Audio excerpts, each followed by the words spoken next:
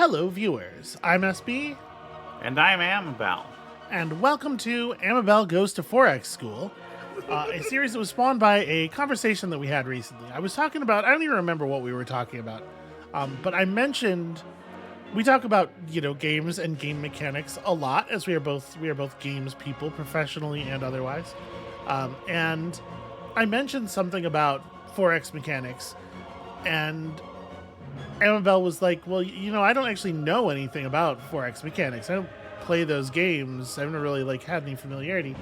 And that kind of blew my mind because you live with me and we talk about games all the time. And I feel like this is sort of like strategy games in general, but Forex in particular is sort of like the thing that is the undergirded the whole growth of my channel and everything. And it's so weird that it never really came up.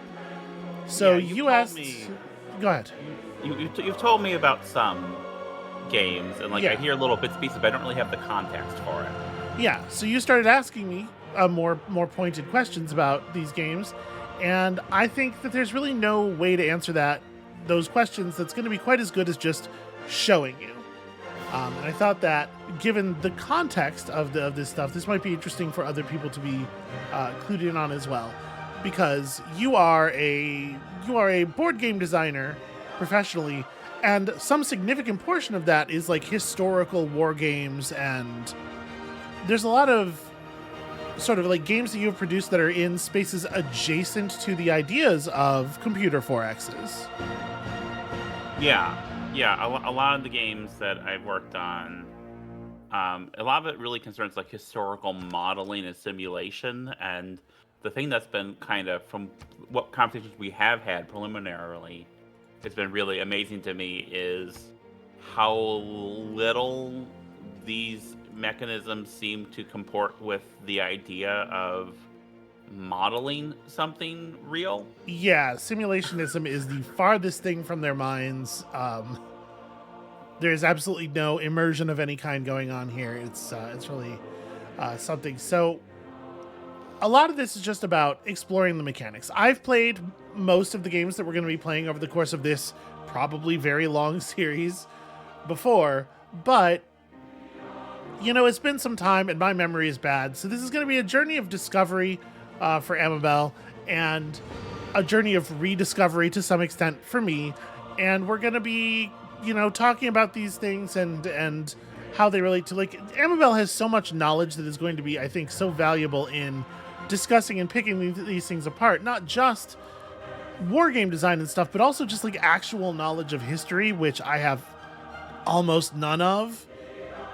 I'm a product of the American public school system, and also, have no casual interest in like learning this kind of stuff on my own.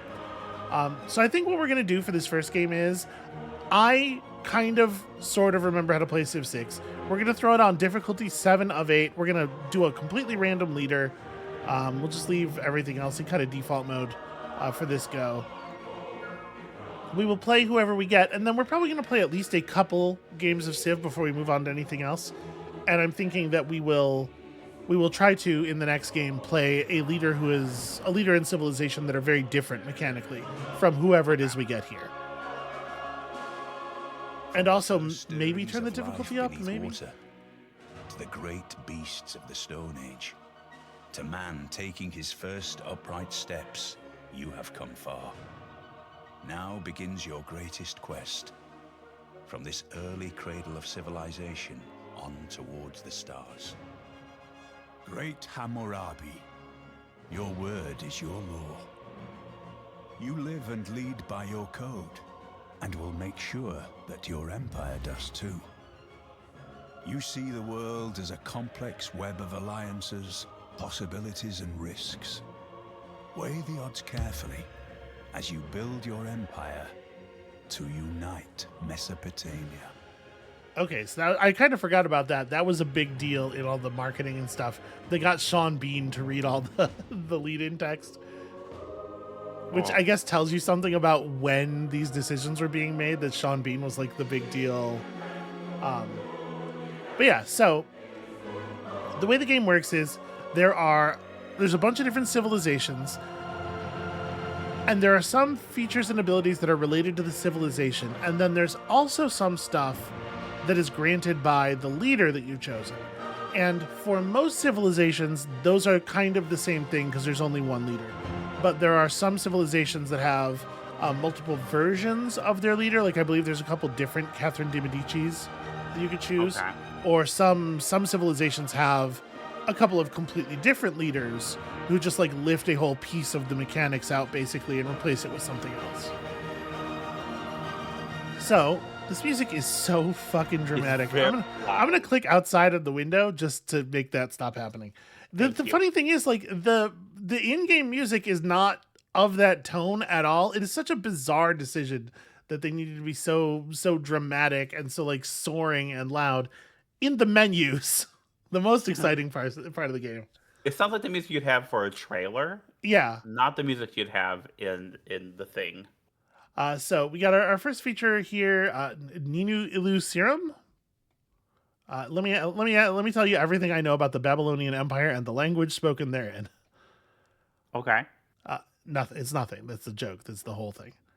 When each specialty district type except the government plaza is constructed for the first time, receive the lowest production cost building that can currently be constructed in it, and receive an envoy when any other district is constructed for the first time. Okay.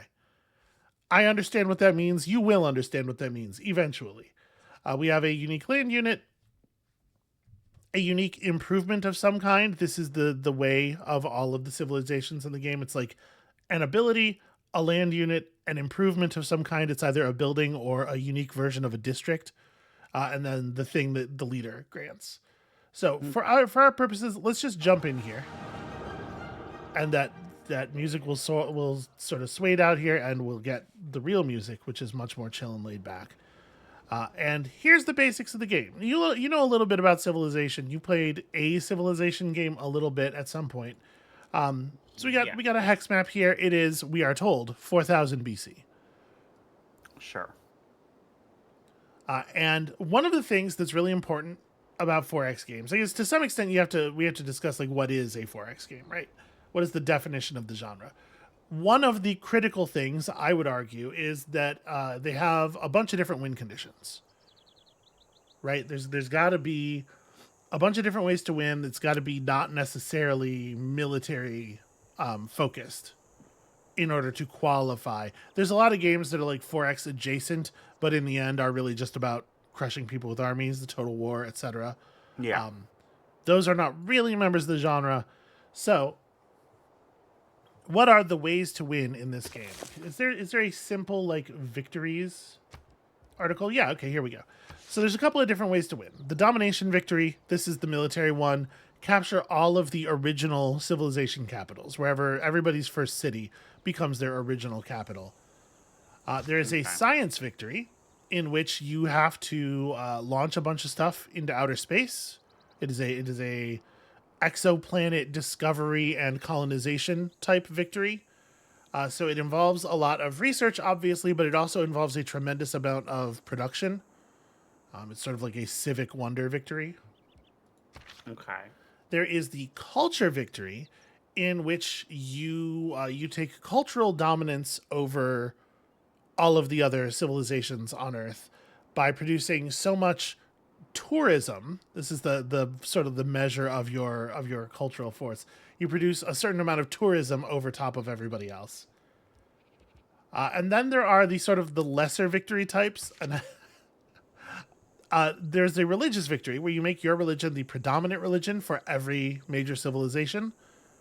The reason I consider this to be a little bit different from the other victory types is that after a certain point in the game, it becomes pretty difficult, pretty close to impossible. Like if a religious victory is going to happen, it happens like by the mid game.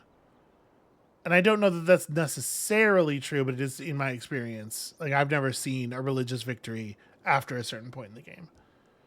And then there's a score victory, which is kind of a fake. This is just like if the game goes to the turn timer, there's a way of calculating victory points. But that shouldn't be happening. One of the other things should happen long before we hit turn 500. Okay, so this is... this is a little fascinating right away because Okay, I mean this feels and pretty board gamey to me.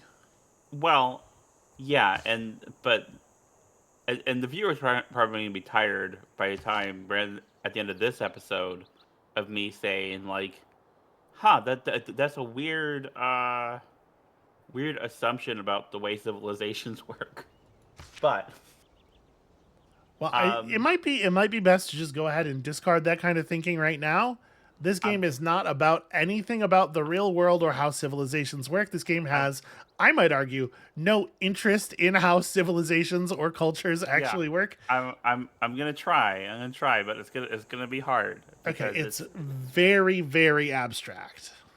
I think it yeah. is Oh still no, an interesting absolutely. game, but it's not interested in like the real world at all. But the fact that it's like a zero sum game, there is a victory, and that the victory is framed like science is framed as you are in outer space.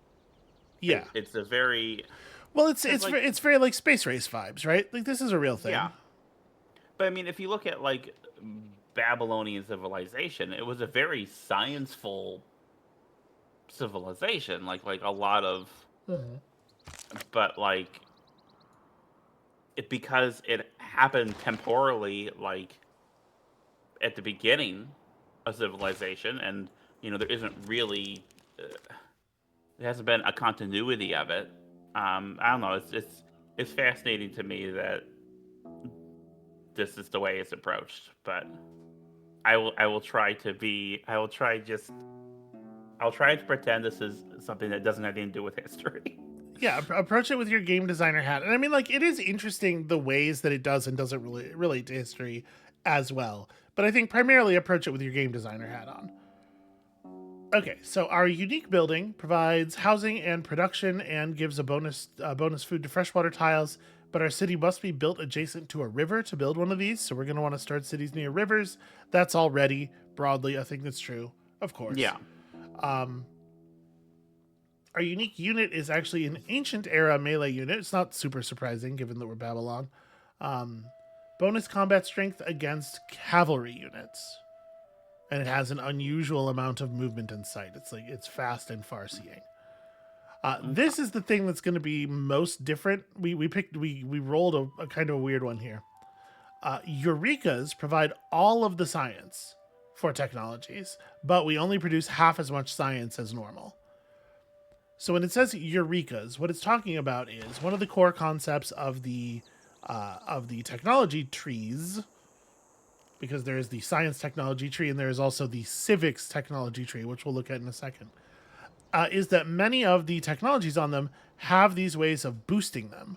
So like, sailing requires 50 science be poured into it in order to unlock it. But if you found a city on the coast, you get an immediate boost worth ordinarily 40% of that.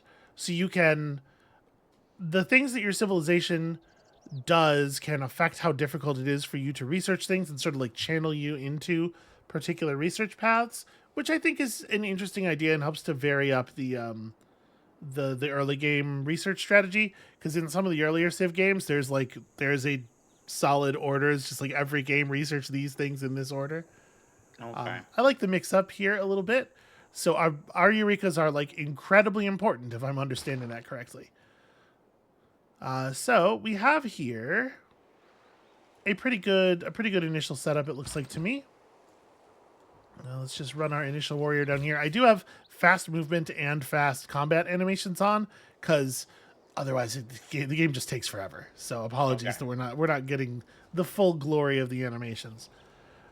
I think we're going to just start our city right here where our advisor says to look at all the cool stuff we got. So we got a river. We have some high yield tiles around us. Let's just go ahead and found a city. So this is our sort of like our history scroll. The game introduces this concept very early on of era score. When you do certain kinds of things, you will score era score points. And at the end of every age, at the end of every like era, the game is going to check your era score, and it's going to assign you either like a golden age or a dark age or a normal age for your next upcoming age, based on how well you did in the previous one. So you can see here, we need to hit 11 points to avoid a dark age in the next era. If we get 25 era score, we'll get a golden age in our next era, and it just affects the kinds of bonuses you're offered. Okay. You'll see a little bit more of that as we get into it, but putting down our city near a river that might flood is worth an era point. So you can see here, the city has 1 population. When we put it down, the way cities generate resources is like this. Initially, the city claims the 6 tiles around it, and each tile can be worked by a citizen. A point of population is a citizen. So we need more citizens to get more yields. But we also, at a certain point, are going to need the city borders to push outward to grab like the really valuable tiles. And we'll talk about how that works in a moment. For the moment, I'm going to focus on this tile here, which has 3 food on it. Obviously, more food means faster citizen growth. And I just really want to focus on getting more bodies in here. Yeah. So, tech tree. We have oranges nearby. Luxury resource that requires irrigation. Irrigation is the technology that gets you the ability to build plantations. And to boost this, to get a Eureka on this, we would have to farm a resource. Do we have a resource nearby that we can put a farm on? We do. That's not within range of this city.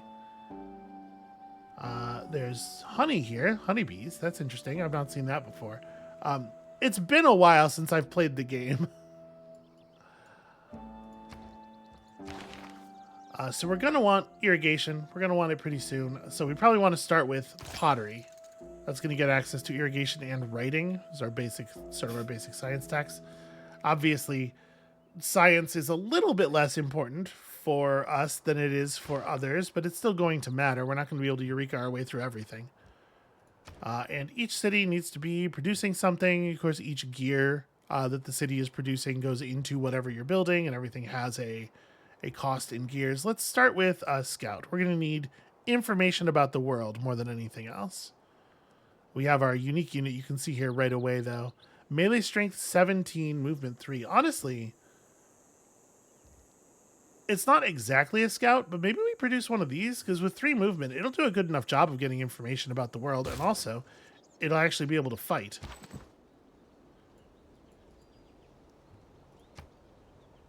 So they started us with a warrior, which is a unit of 20 melee strength, 2 movement. And the way movement works in the game is pretty simple. Like a flat tile has a movement cost of 1. To enter a tile, you have to be able to pay its movement cost. A forest increases the movement cost of the tile by 1. If the tile is hilly, that increases its movement cost. And crossing a river always takes all of your movement. We can see a border down here. And I say always, but we will eventually research technology that will make that less true. And one of the big benefits of like scout type units, recon class units, is that they can more easily acquire upgrades that break those rules.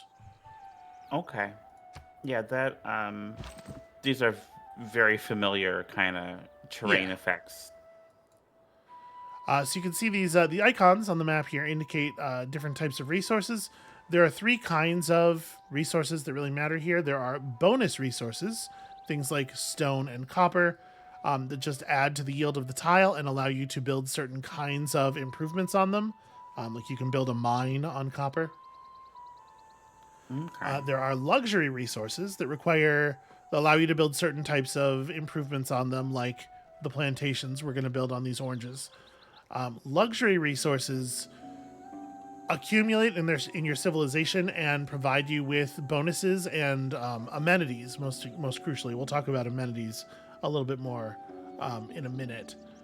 And then there are also strategic resources, which we don't have any of visible right now.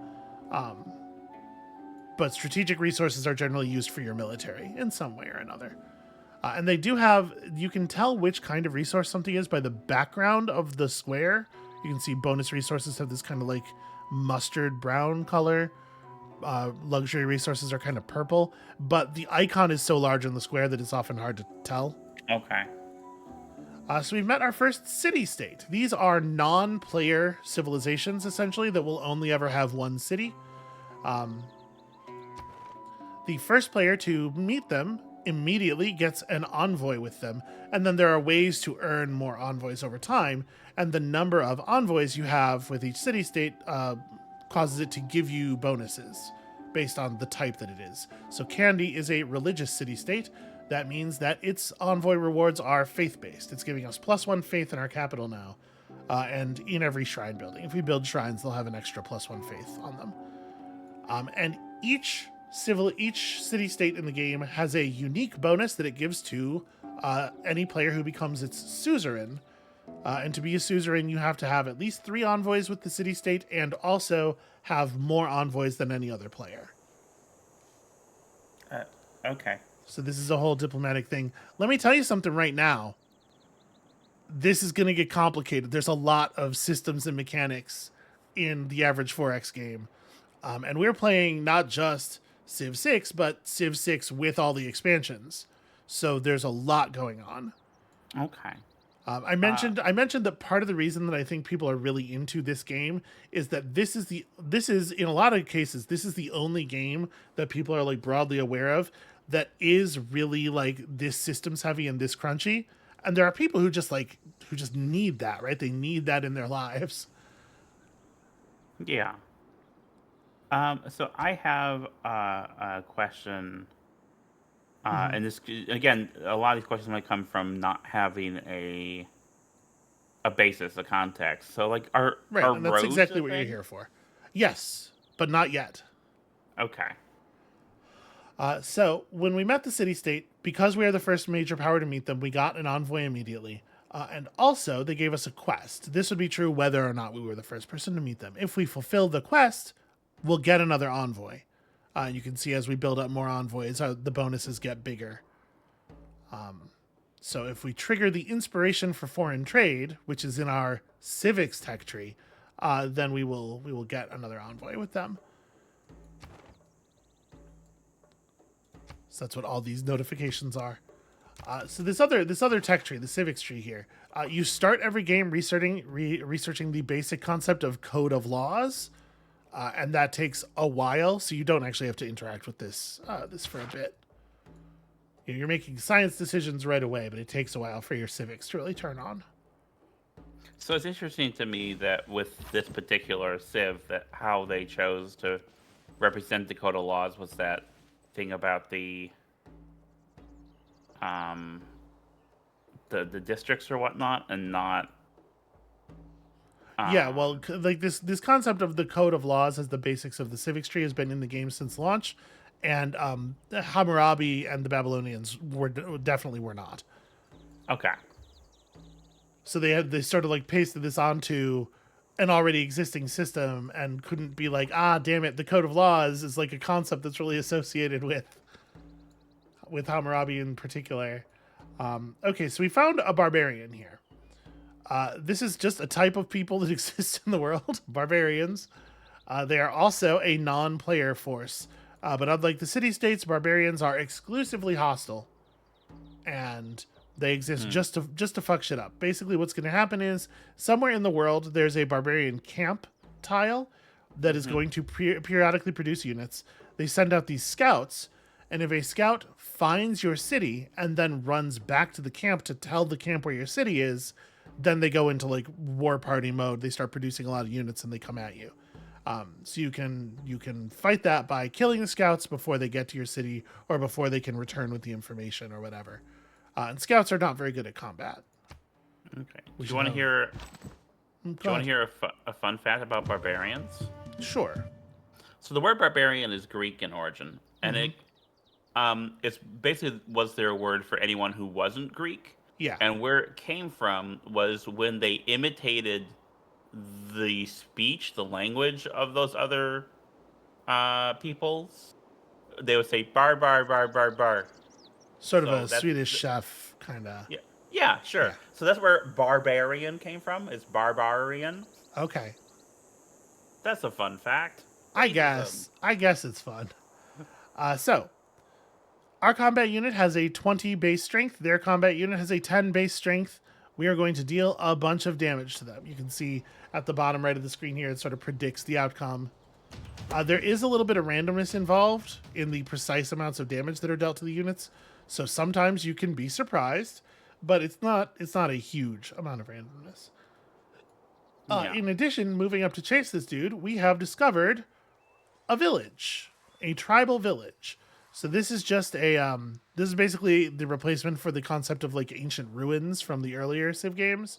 A tribal village is just, it's a pickup. You go there and you get a random boon of some kind.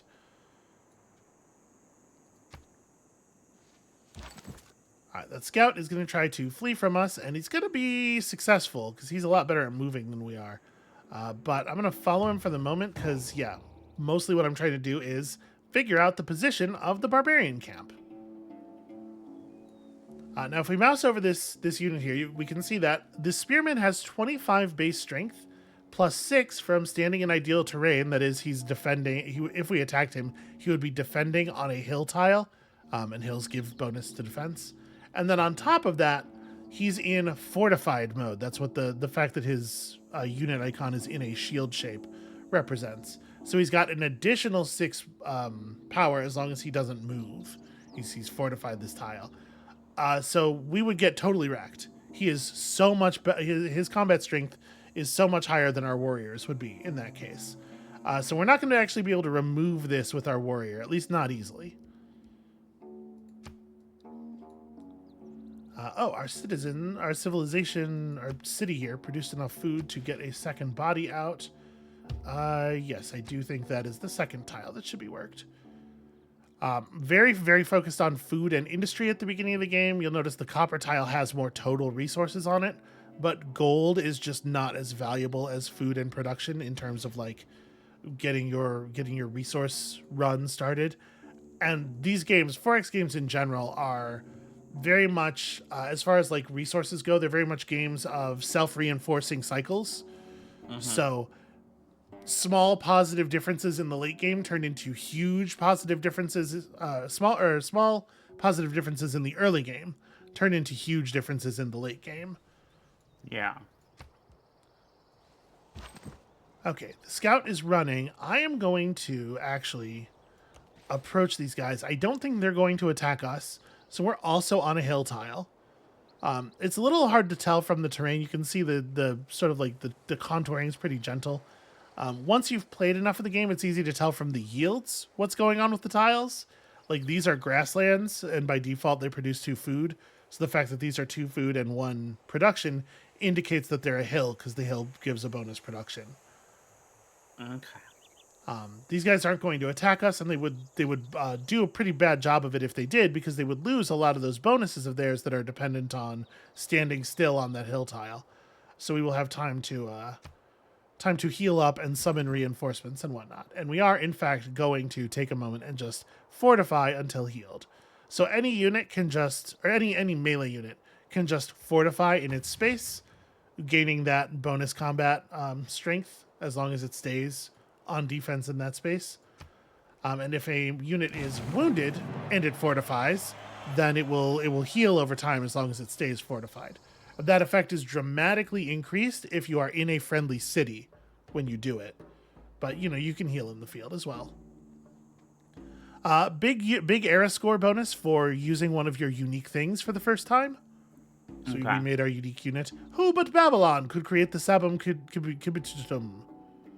And who can possibly resist it? All right, so let's head over there. It is unfortunately, even though our unit's fast, it is going to take us quite a few moves to get over there because all the rivers and stuff. All right, so now that we've built that, we have some reasonable food and industry flowing into the city here. What do we want next? We could pop up a settler and try to found another city. We haven't been doing a great job of scouting. So it might be worth it just to produce another unit, especially since we're like sending both of our existing units to the same place. I'm going to go ahead and create like an actual scout as well.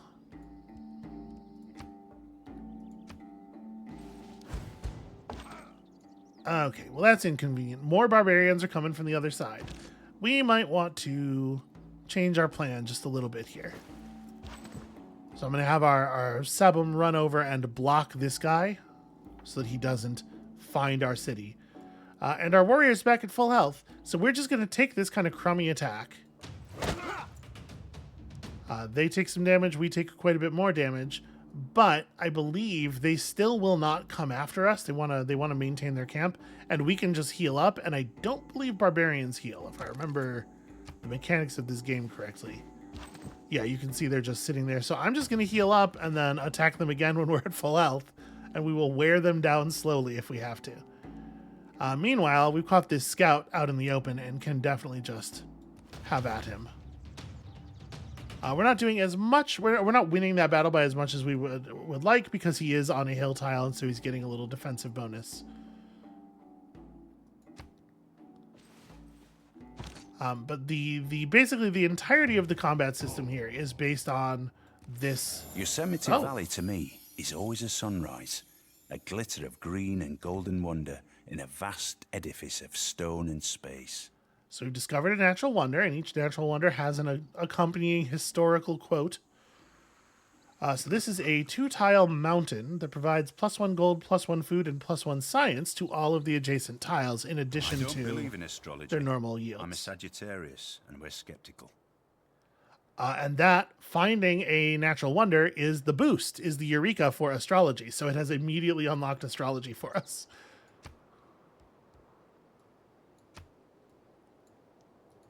So what does that gain us? We're still working on pottery, but having unlocked astrology gives us the ability to build a holy site, and in that holy site, potentially a shrine, and also has unlocked the Stonehenge Great Wonder, which must be built adjacent to a source of stones. So these are all religious, obviously, in nature.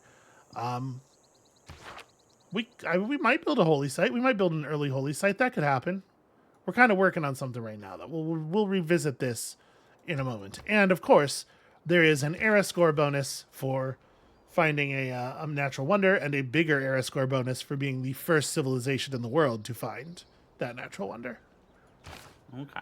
So we're doing really well. We're at 8 points already. We're very unlikely to pull a Dark Age. So one thing I'm noticing Yeah. right away compared to like a strategy board game, is how incremental it is. Sure. And that's really interesting to me. Oh, each tile of Yosemite gives +1 gold, +1 food, and +1 science to adjacent tiles. So the tiles that are adjacent to both tiles of it have crazy high yields. Okay, well, we have definitely discovered a location that would be a good idea to put down a second city. Unfortunately, that barbarian scout just took off and is way faster than we are.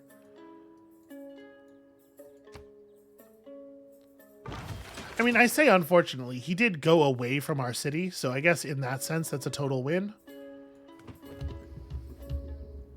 All right. Can we see a map edge or anything from where we are? No. So we have no idea where in the world we're at. I guess I'll just send our scout northward, because this is a direction we haven't seen much of. Scouts have a little bit more movement than most units, but that's really the only thing that separates them at the beginning of the game. Once they start promoting, once they start getting upgrades, they get the ability to cheat the terrain and stuff. And you'll see what that means when we start earning ourselves upgrades. So, I think we probably want to expand. We've got this like really high value terrain over here. We have no idea where the other players are, if any of them are nearby. We don't want this to get sniped. I want to make sure we get to build over here. So the game will not allow you to found a city within 3 tiles of another city. Okay. So if somebody else were to come over here and found near like the south side of Yosemite, it would prevent us from being able to benefit even from the north side of it. So let's just early on here create a settler. When the settler is completed, what it does is basically it packages up a point of population from the city to go and settle somewhere else. So this city will lose a population. Okay. In addition to this thing just having kind of a high production cost in general. But, you have to spread out over the world to win the game. For the most part. It's an important thing. I think we're going to want to threaten this barbarian unit, but we're going to have the same problem here that we're having with the other barbarian camp, except more so because this unit actually has our unit actually has a lower combat strength than the basic warrior. But it's fine. We'll just we'll burn it down over time. The important thing is that we're not letting any scouts get clear. It is not wisdom, but authority that makes a law. So, it's a real-life historical quote. Don't argue with Thomas Hobbes. It's not of benefit to anyone. So, we've unlocked our first government, our basic government here, a chiefdom. Chiefdoms gain 1 influence point per turn. Every 100 influence points, you earn an envoy to send to a city-state. And it has 2 policy slots here. So we can have 1 red policy and 1 yellow policy. This is the way they represent sort of like civic and economic theoretical growth, like the growth of understanding here. So as we move along the civics tree, you see we'll unlock additional policy cards, different things grouped together, and those go into the slots in your government. And on a turn, when we unlock new cards, we can change our policies around as much as we want for free. If we want to do it on any other turn, we will have to pay a cost. But when we come up with new stuff, people are very excited to try it out. So I'm going to throw up Discipline here in our red slot, our military policy of +5 unit combat strength when fighting barbarians. And then we have a couple of choices here for yellow. We can just go +1 production in each city, and obviously that's valuable. At this point in the game, a city has like 4 or 5 points of production, so +1 is a pretty significant percentage increase. Yeah. Or we can produce a point of faith and gold in the capital. This is a good early game source of faith, but we are already pulling some faith. Maybe we got to talk about what faith is for here. Why is it that we have a point of faith? I'm not even sure where it's coming from. It's from the city. Envoy? It's from the envoy, right? It's from Candy. Yeah. So, religion. The religion system's complicated. We're not going to get into the whole thing right now, but the first step toward establishing a religion is to establish a pantheon. And you have to in order to do that, you have to hit a certain faith threshold. So we just have to accumulate 25 faith. We're already halfway there, thanks to Candy. I don't think we don't really need God King. No. I don't think. Let's just grab, production is so important. Food and production are always like the most important things to be thinking about. All right, our scout continues to move very slowly. We discover that there are mountains north of us. There's an awful lot of resources around here, though. We're in a very resource-rich area. And we finished Code of Laws, so now we gotta start making choices on our civics tree as well. So the trees work very similarly. There's a resource that feeds into each of them: science for the tech tree, culture for the civics tree, and we're just pushing forward. I mean, I would assume, since we have a quest for foreign trade. Well, we have a quest to trigger the inspiration for foreign trade.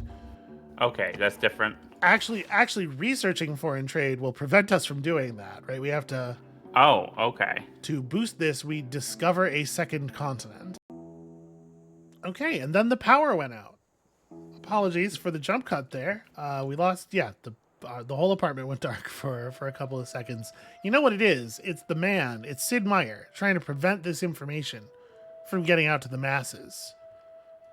I mean, how much is Sid Meier involved with Sid Meier's civilization at this point? I don't think he is at all. Amabel, what if you just played along with the bit just once? What if that ever happened? So anyway, we were trying to choose a civic. You correctly pointed out that we do have a quest to trigger the inspiration for foreign trade, which requires us to discover a second continent. We can't really plan on that. Like, it's going to happen or it's not. There is a way to view the lenses here. Okay. Continent. So you can see all of this land is the one continent, which we are currently calling The game has already generated this whole world's geography, right? And it has decided where the continent breaks are. On this idea that like what is a continent is a thing that is true about space and not a thing that humans decide. Yeah, sure. So we may discover the border of another continent as sort of like, you know, West Asia, East Europe kind of situation potentially at any moment. But we really have no way of knowing. It might happen. So that this quest may or may not even be doable for us. We'll find out. That said, I do think that I want to start researching in this direction, or start civicsing in this direction, because I would like to get trade routes up. This unlocks the ability for you to do trade, and trade is very important and powerful in a lot of ways. Okay. I don't know what a good like a hot optimized start looks like. I don't have the build orders or whatever. We're doing this mostly according to my memory and intuition. So apologies if this is not the way that the pro players play. So we did have a third citizen born. You can see that the game wants to work this tile. I think that's probably the right one. As long as we're working on this settler, I really do want to maximize industry for the moment, to the point where, like, would it be worth doing this? Does that get us a change in time?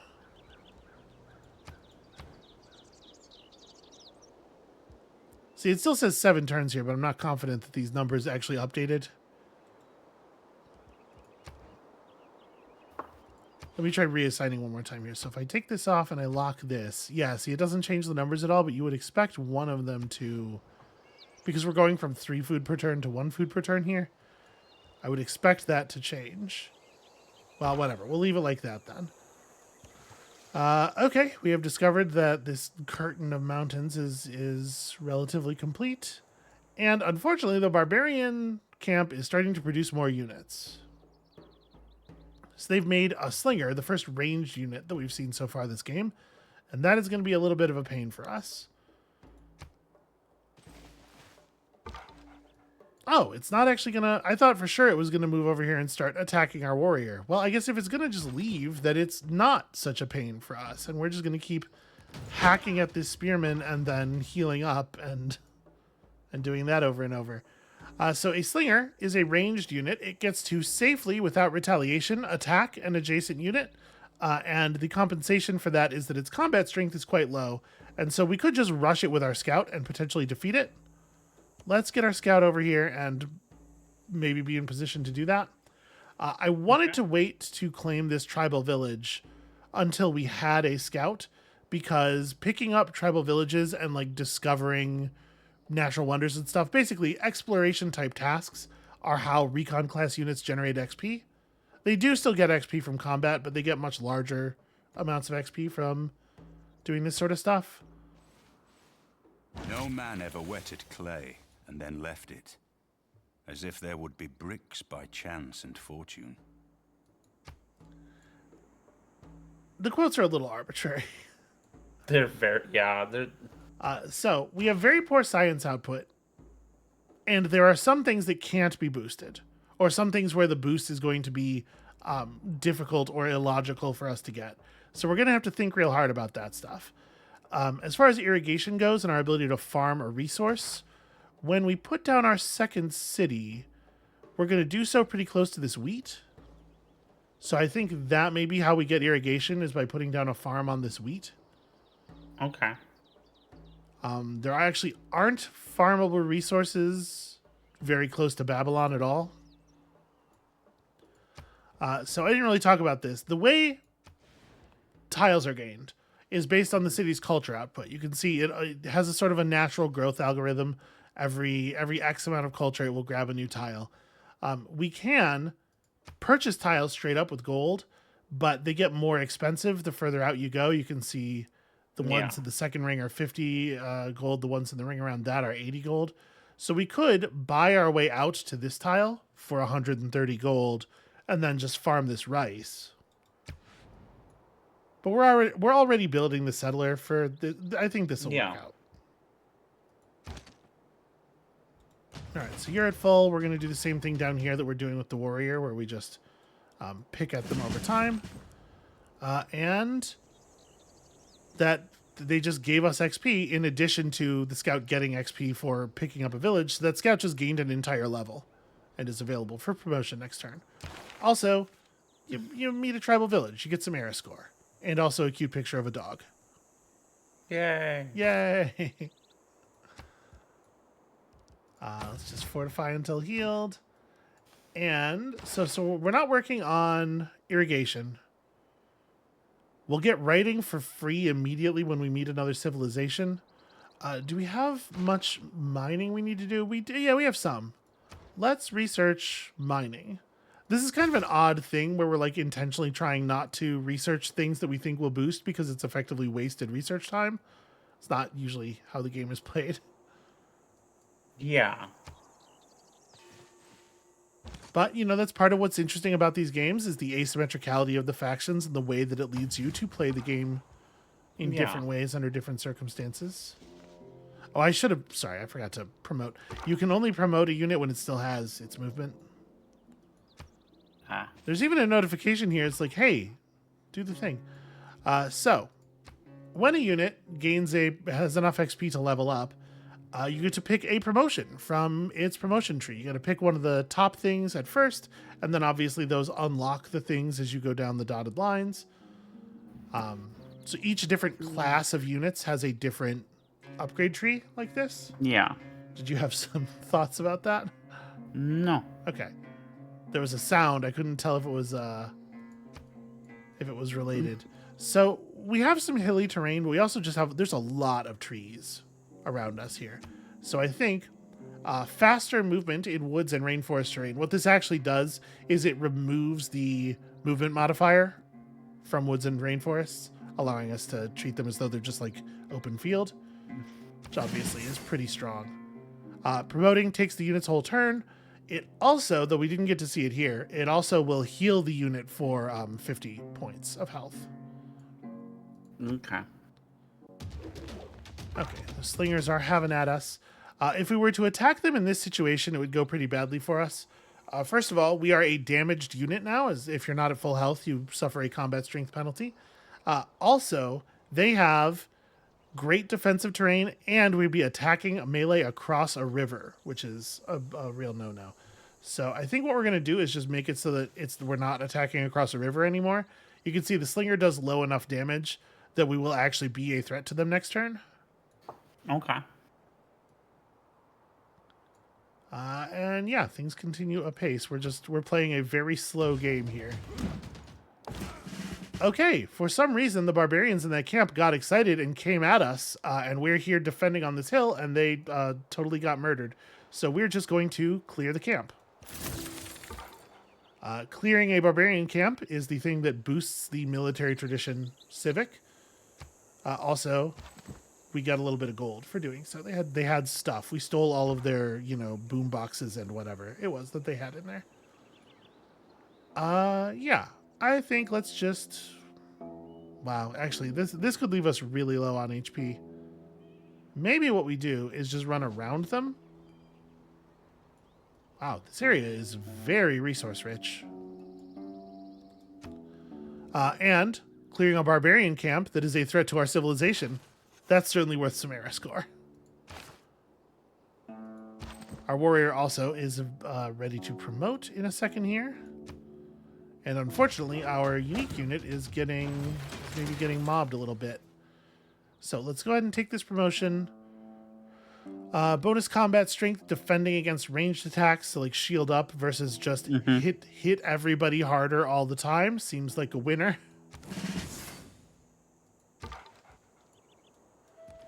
And the slinger can only attack things that are adjacent to it, and only if it still has some movement left. So as long as we continue to move away from it at least one tile per turn, it can't deal damage to us anymore.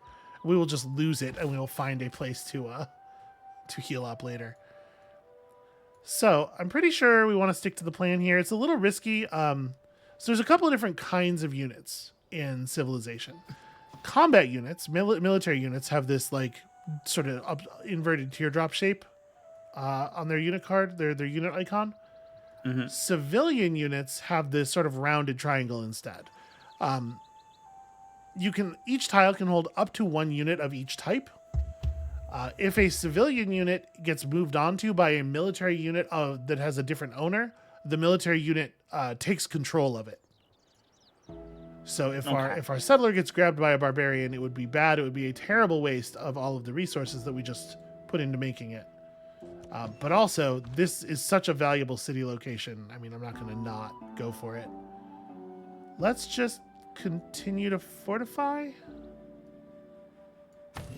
We might have to do something about the way this is going to work out, though. We'll see. There might be some dancing involved. And to be perfectly honest with you, I kind of want to just build another settler because there's another really good city location up here with all these diamonds and whatnot. We are currently not experiencing any real like threat from other players, so I think just going hard on expansion is a reasonable thing to do here. In theory, there are 5 other players on this map. They could be anywhere. We have gained enough experience from just fighting those guys over and over again that we get to level up this guy as well. And we're going to make that same battle cry choice. And you can see there, it was enough healing to get us back to full. So there's a question of where exactly am I going to put the city down? When you put the city down, it will blank most of the kinds of resources that are on the tile. So we don't want to put the city right here. We want this to be a place where the citizens working. I kind of think we want to put it here. This is a hill tile. This is also a hill tile. Yeah, I want to put it right here because, first of all, that gives us easier access to the wheat.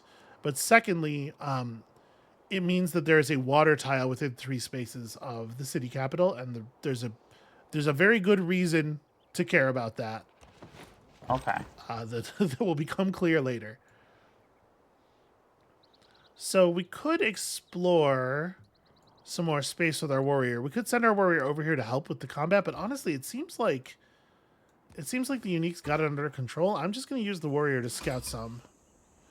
Okay, so this is interesting. We've discovered Mexico City, another minor faction, another city-state. Trigger the inspiration for early empire is their quest, which is get to 6 population. But notice we did not get a free envoy. So they've met another player already, which means there is another player somewhere in this area. Okay. Probably worth meeting ourselves, basically just as soon as we can. And they are an industrial city-state, so they will give production for their envoy bonuses. That's pretty good. Production is definitely better than the other resources. Food and production. But there aren't city-states that give food, I don't believe. Maybe there are. It's been a long time. Okay, so that warrior hurled itself against our Sebum Cabitum until death. And it has been replaced by this spearman. And now we have a massive strength bonus against this guy with the battle cry and the civic policy and everything. So we're just gonna have at him. Continue scouting down here. So we got some fish-rich areas. There's a lot of diamonds around here.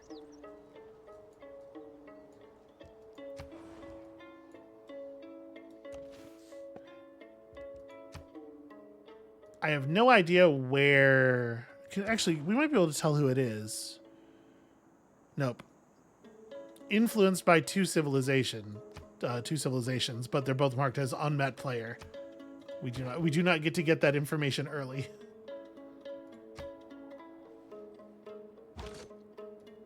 All right, our city has recovered back up to 3 population this turn. Bronze is the mirror of the form, wine of the mind. Bronze is the wine of the mind. Boy. Greeks. All right, so defeating enough barbarians is how you earn bronze working. There's how you earn the the Eureka for bronze working, which has given us the entire technology because of our whole situation. Okay, it looks like Mexico City, they're on a river. There might not be a huge amount of territory north of them. The other civilizations that they know might be like east and west.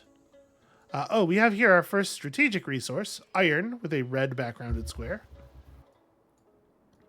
Used for making a lot of the sort of the next tier of melee units.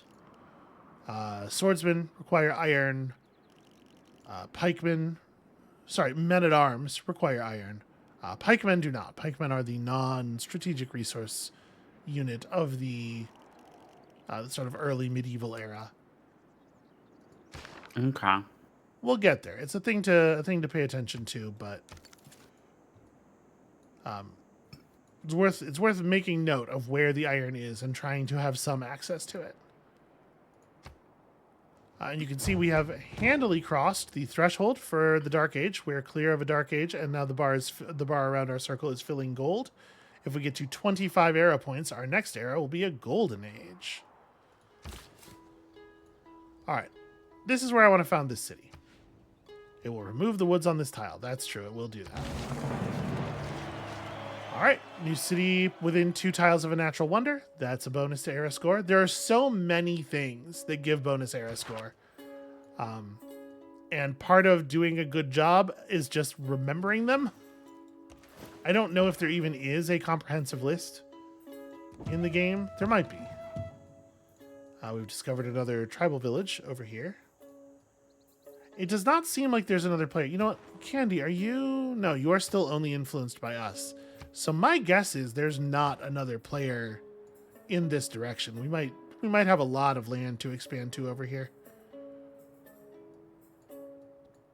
Okay, so our second city is giving us a note that it has insufficient amenities. The people there are sad and bored. Whatever shall we do, Amabel? So there's this handy tool here, the Civilopedia. Amenities is probably one of the major topics. But the basic idea is you need things to keep people happy, right? And in particular, like as cities get more densely populated, they require more amenities. And amenities can come from a wide variety of sources, as this basic concepts article notes. The first thing, the place we're going to get our early game amenities, is each type of luxury resource can contribute 1 amenity to up to 4 cities. So once we start actually improving our luxury resources, that's going to solve this problem for a while, until we start getting higher populations. Then we'll need to find other sources of entertainment. It's not a big deal. We'll get there.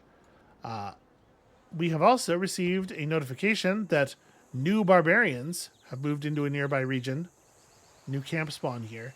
They're just going to periodically do that on tiles that that no player has vision of. Okay. So it's going to keep our army busy for a while. The new city.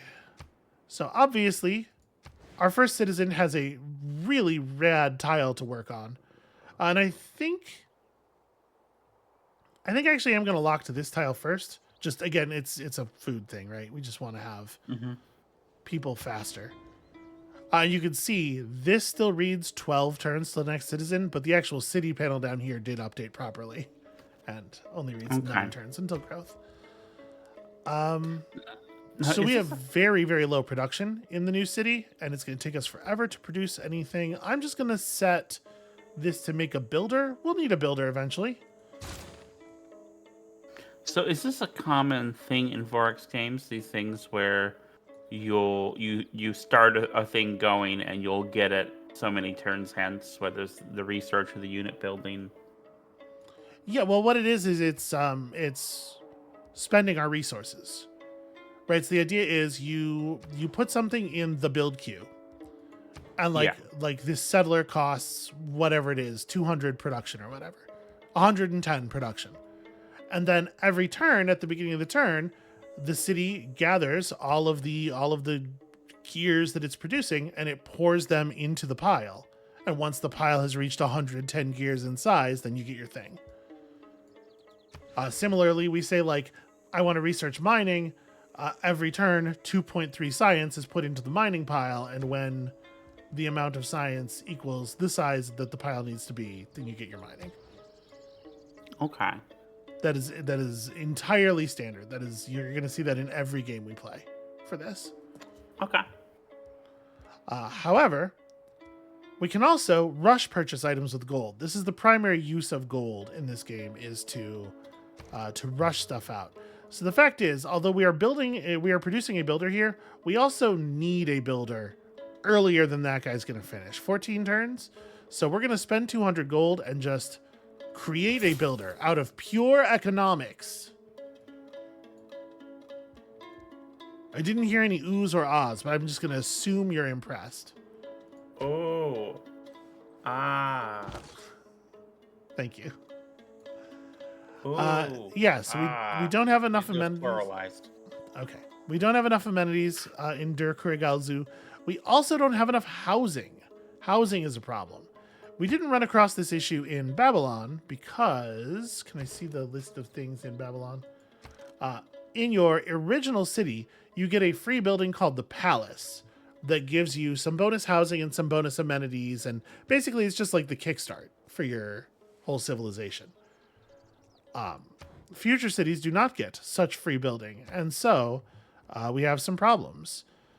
When you are within 2 housing of the city's housing limit, it slows down your growth. That's why it's going to take 8 turns to produce a new citizen, even at 4 food income per turn. So we can solve this problem by building things in the city center that have bonus housing on them, or by producing additional districts for our city and building things there that will have bonus housing. It's basically just like a limiter on growth that we need to keep an eye on. I think, even though we're injured, we should focus on hunting down this scout and not letting him get away with stuff. Information, mostly. Alright, so it will be 55 gold to purchase this tile. I thought we were going to be able to do it a little faster than that. Alright, well, our worker is going to wait here until we have our 55 gold.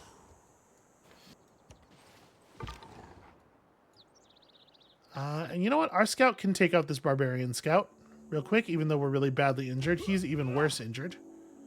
That's just, doing everybody a favor.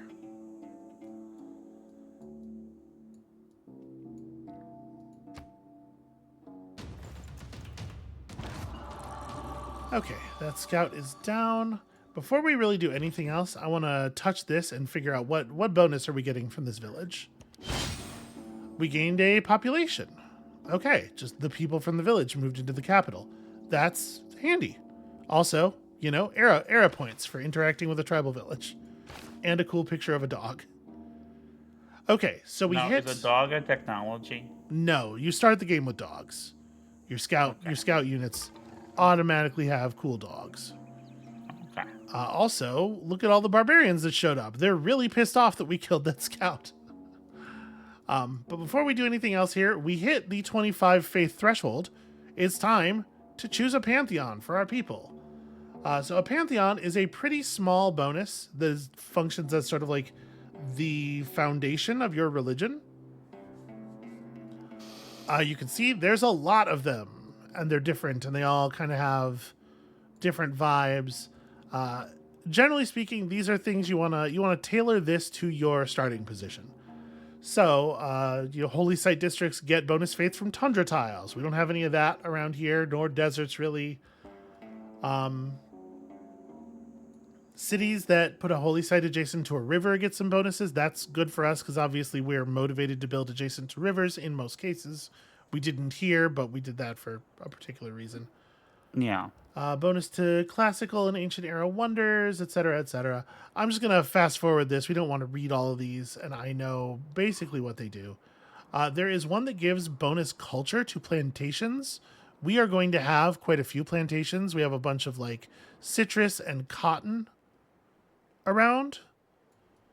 When we build a city up here, I guess there's not really a lot of plantation stuff up here. Oh, bananas. There's a banana plantation spot up here. So yeah, that could be good for us. Divine Spark, which increases your great person points, is just kind of like generically good. It's not really, it doesn't really play super hard into any particular strategy, but it's good for everybody basically. Bonus faith for barbarian outpost clearing. That's kind of something, I guess. When chosen, immediately receive a builder in your capital and city growth is higher. That's a good general purpose one as well. I think let's take city growth rate is 10% higher.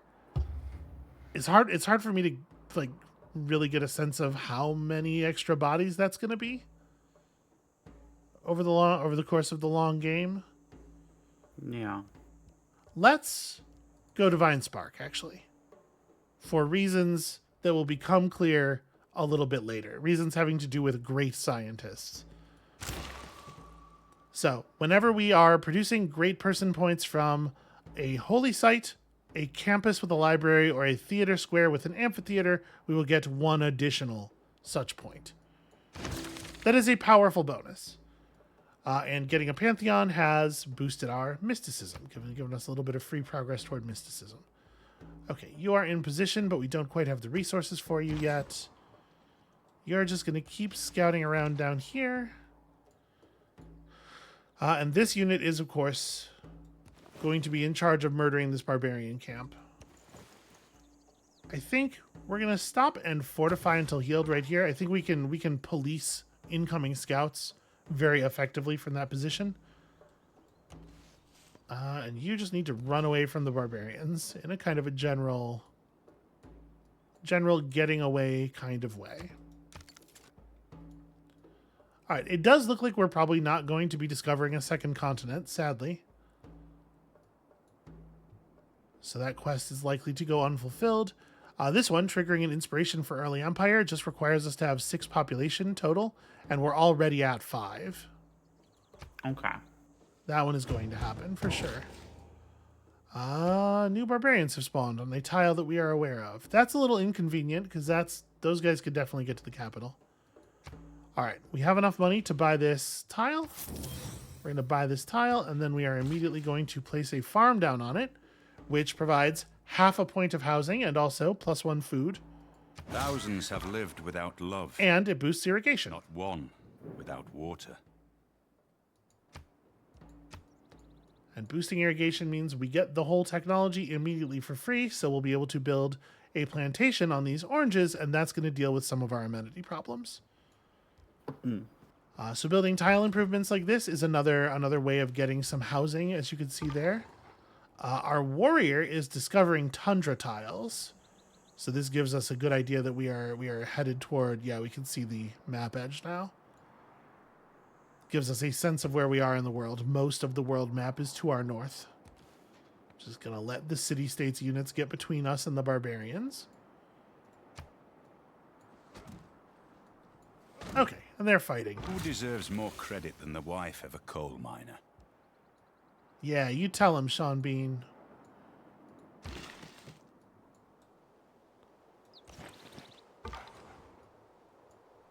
So, what are your thoughts so far?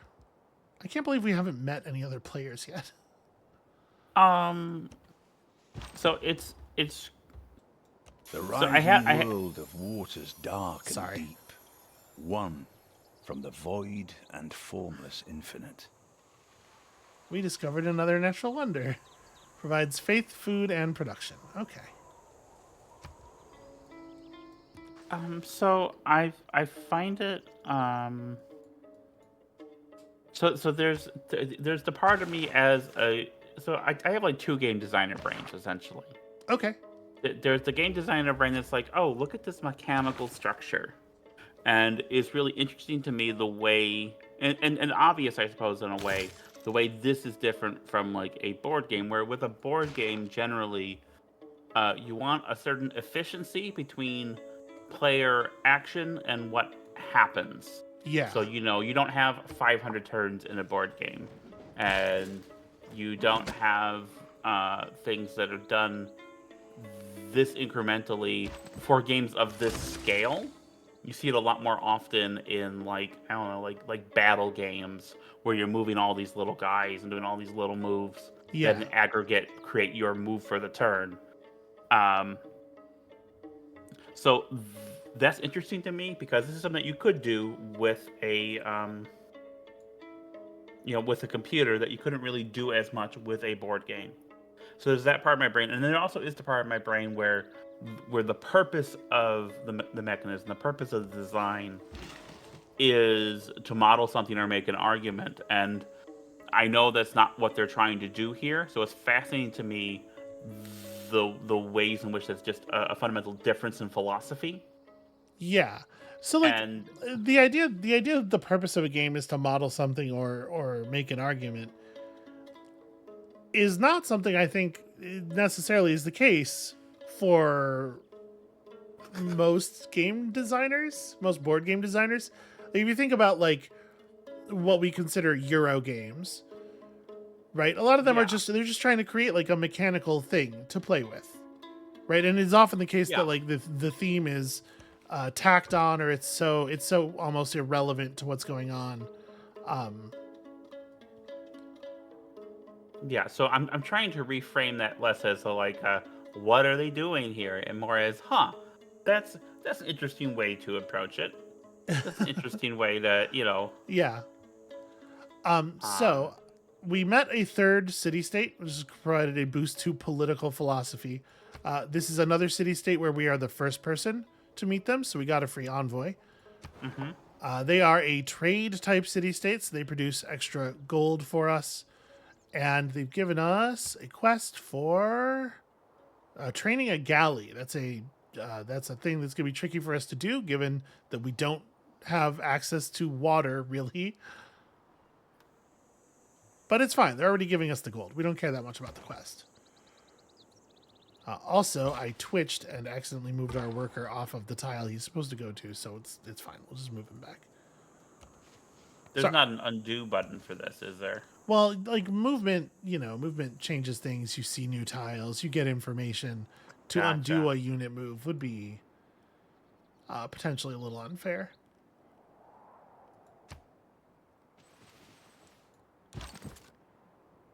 All right, so we're scouting out this area down here. We're getting a lot of map information. We still haven't met another player, which is super weird. There's got to be another player somewhere around Mexico City. But as it stands, there's no... we don't have writing yet. And I'd feel a little bit better if we did. I guess it's less important. What I'm thinking is, oh no, we're not producing enough science. But that's kind of a thing with these guys. It just feels weird to me. So here we have our first opportunity to pick up a luxury resource. As always, building the tile improvement, it's going to give us a little housing. It's going to improve the yield of the tile. And now that we have a luxury resource, you can see our amenity problem has been solved. We have +1 amenity, and there's a detailed sort of thing, like we can get a real readout of what's going on here. Exactly, we require 1 amenity in this city. We have 1, so the city is content. If we can outpace the need for amenities, we can actually get the city to a higher state of happiness than this and get a growth bonus. But it's going to be a little while before we can produce enough amenities for that.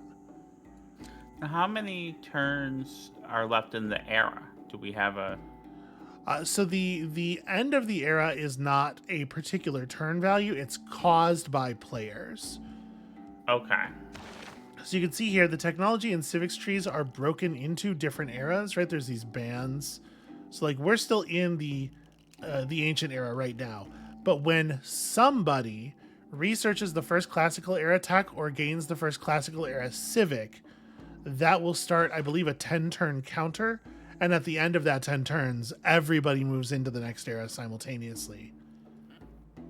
Okay. So it's based on the state of global progress. And are you told there's the 10-turn counter? Yeah. Okay, so we'll get that golden age, no problem, I don't think. Probably, if we can find 4 more points worth of things to do. I'm not 100% sure that that's going to happen, but we'll move our builder up here. So is Turkarigazu grabbing that tile naturally? Yes, but at the rate of culture growth, it's going to take 28 turns. We want to be picking up a bunch of different luxuries right now so that we are stockpiling amenities. Yeah. So that's what that builder's job is going to be. We found another tribal village. It's a shame that our scout is so far away from all of these. But our scout is trying to do the very important job of finding a person.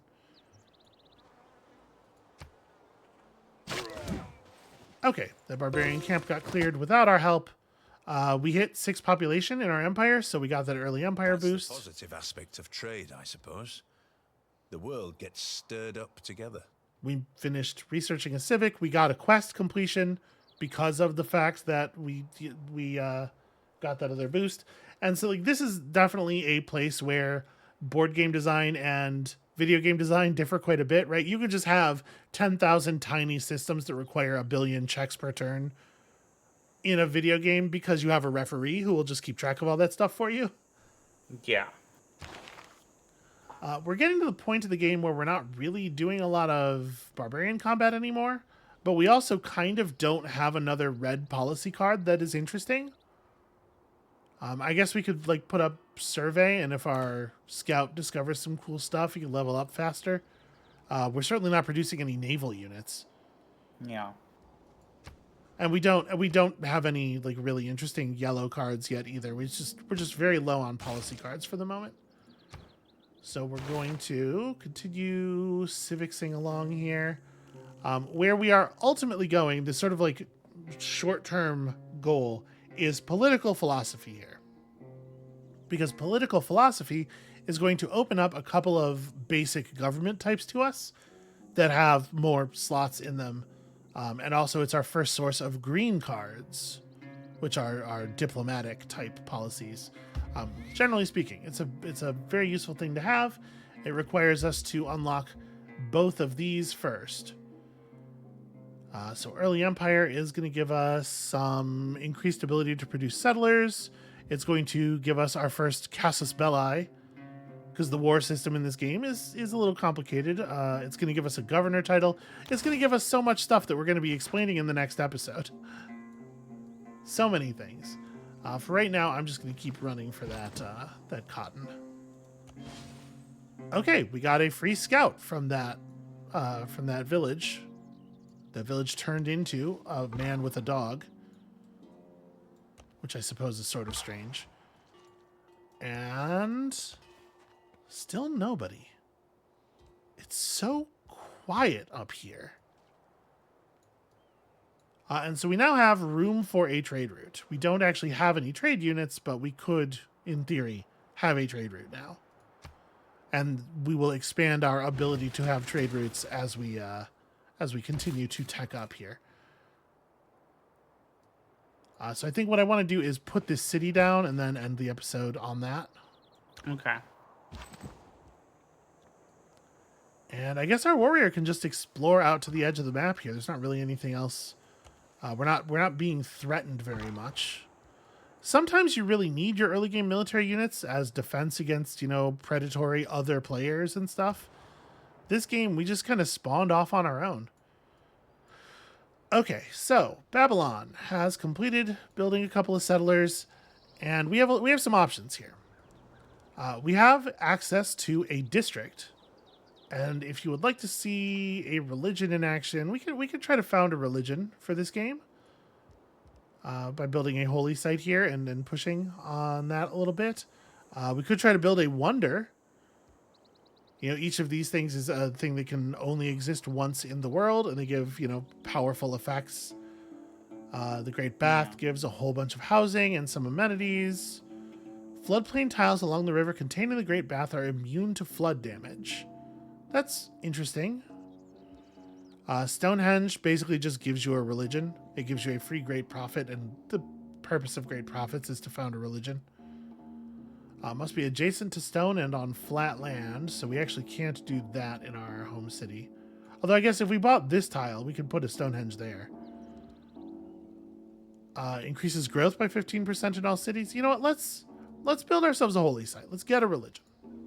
Okay. So you can see there are a bunch of different adjacencies that can provide bonus resources to this tile. What the district does by itself is give you a great profit point every turn. But you can also get some faith from it according to where you build it. This will give us +1 faith from the adjacent mountain tile. I'm feeling like that's probably the winner for us. Okay. Just put it adjacent to the mountain. All right, that'll take a few turns to build. It removes all the resources from the tile. You no longer have a person work that tile, but once it's built up, you'll see it produces things for us, and it becomes it gives us access to a line of buildings that are constructed within itself for its purpose, whatever the purpose of the district is. In this case, faith and religious stuff generation.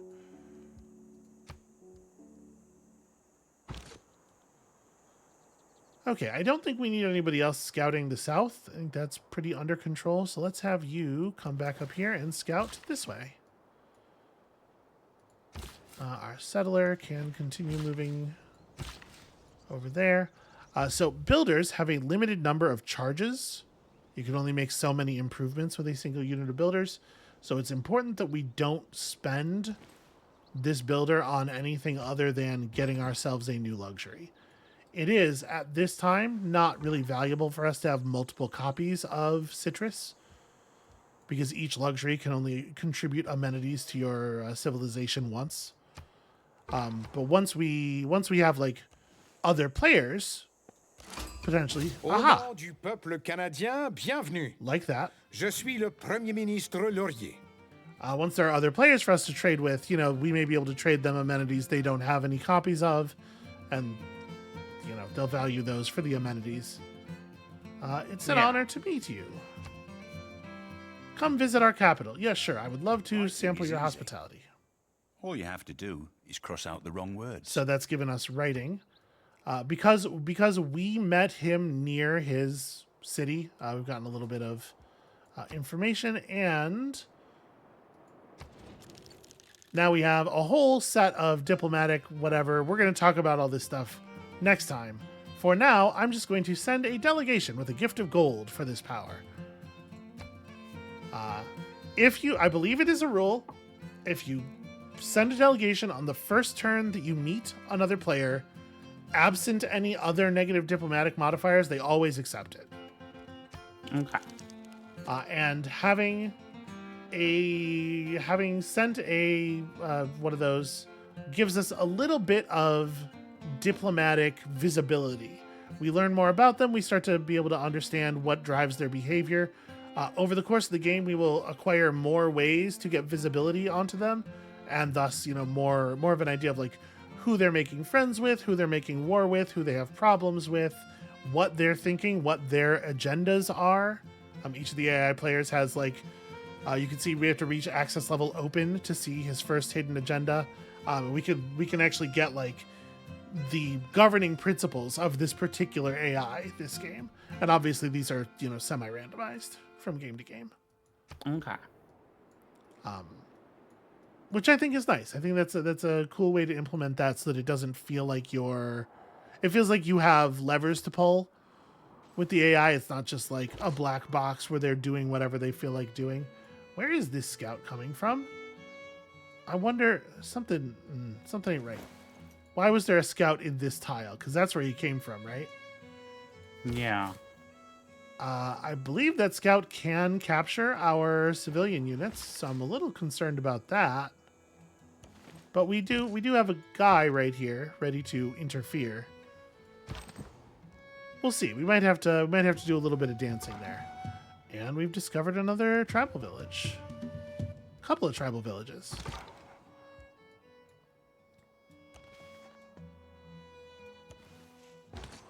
Okay, so now we know a little bit about the Canadian Empire.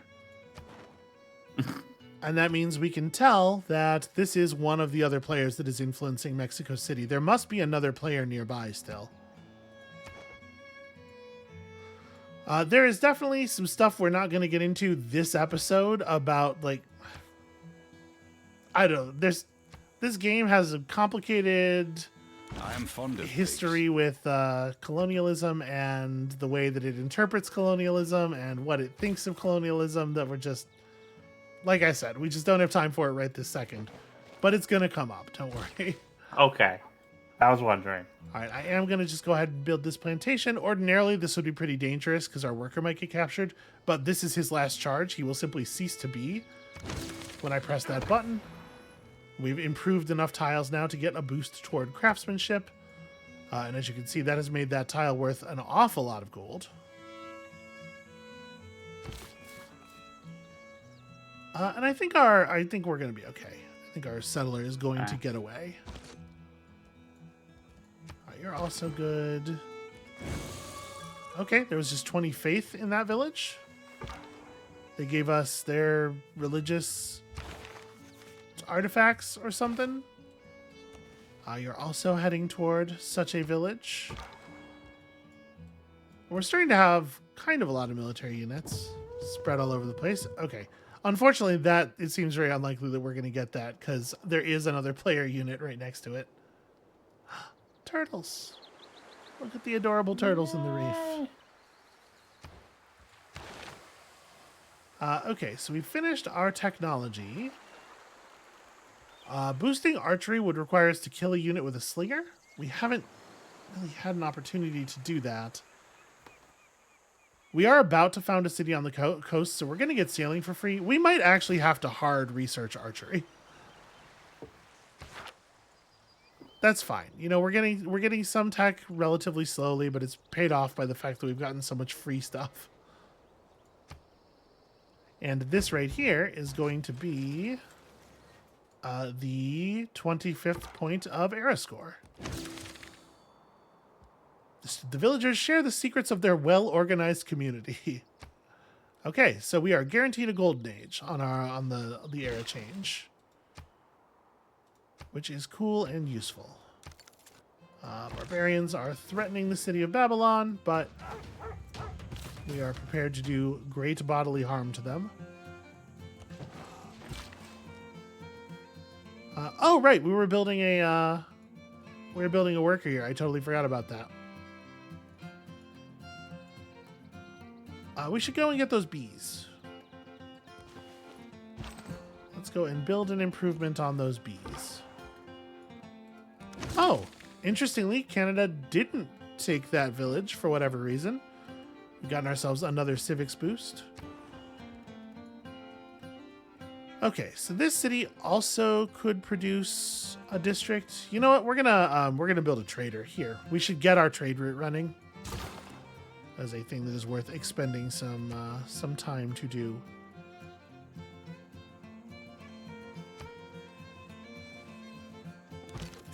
Okay, their scout is fully on the run. I don't think our settler is in any real danger here. So I'm pretty sure I want to put the city down right there. I want a coastal city. It's got the wheat, it's got the copper, and then there's like diamonds within reach of it. What you're always looking at is what is within 3 tiles of the city, because 3 tiles is the sort of like the range to which the city's borders will naturally extend. And it is the range that you can purchase stuff out to. It is possible for a city to grab tiles beyond 3 tiles away from it, but it takes a really tremendous amount of culture output for it to happen.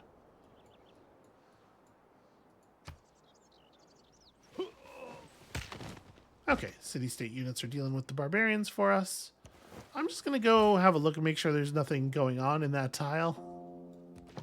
All right, here we go. 3rd city. Vessels large may venture more, And but little boats should keep near shore. some basic sailing competency, which we are going to need.